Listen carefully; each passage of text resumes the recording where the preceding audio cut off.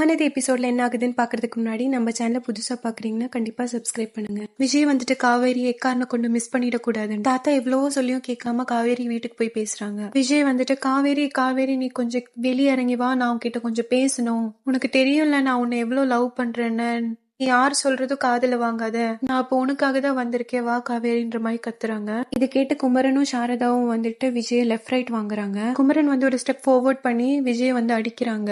விஜய் வந்துட்டு நான் கண்டிப்பா யாரையும் திருப்பி அடிக்க மாட்டேன், ஏன்னா எனக்கு காவேரி வேணும், இதுவும் ஒரு பெரிய பிரச்சனையாக்கி நான் அவளை மிஸ் பண்ண விரும்பலான்ட்டு நின்றுட்டு இருக்காங்க. மீன்வேல் பாத்தீங்கன்னா ராகினி வந்துட்டு வெண்ணிலாட்ட சொல்லி இங்க பாரு உங்க விஜய் அடிக்கிறாங்கன்னு சொல்லிட்டு வெண்ணிலா வந்து அந்த ஸ்போர்ட்டுக்கு வந்து விஜய் இழுக்கிறாங்க.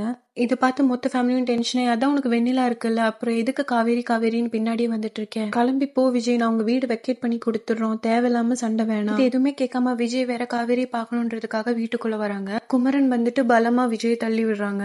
விஜயோட தலை வேற போய் அங்க தூணில் இடிக்குது. விஜய் வந்து ஃபெயிண்டாய் கீழே விழுந்துறாங்க. தாத்தா பாட்டி எல்லாம் பதறடிச்சு ஓடி வந்துட்டு குமரனை வந்து கத்துறாங்க. இதெல்லாம் கேட்டு காவேரி வேற வெளியே வந்து போதும் கொஞ்சம் நிறுத்துங்க, நீங்க எல்லாம் மிரட்டினதுனாலதான் இவ்வளவு நேரம் நான் அமைதியா இருந்தேன், நீங்க எல்லாம் உங்க லிமிட் தாண்டி போறீங்க, என் புருஷனுக்கு ஏதாவது ஆயிடுச்சுன்னா நான் சும்மாவே விட மாட்டேன், நான் தான் உங்களுக்கு சொல்லி புரிய வைக்கிறேன்ல, நாங்க 2 பேரும் ஹஸ்பண்ட் அண்ட் ஒய்ஃபா வாழ ஸ்டார்ட் பண்ணிட்டோம், நாங்க ஹாப்பியா இருக்கோன்ற மாதிரி. இதுக்குள்ள விஜய் வந்து ஹாஸ்பிட்டல் கூட்டிட்டு போறாங்க. இதோட எபிசோட் முடிச்சிருக்காங்க. சோ அடுத்த எபிசோட்ல என்ன ஆகுதுன்னு பார்க்கலாம். அது வரைக்கும் பாய்.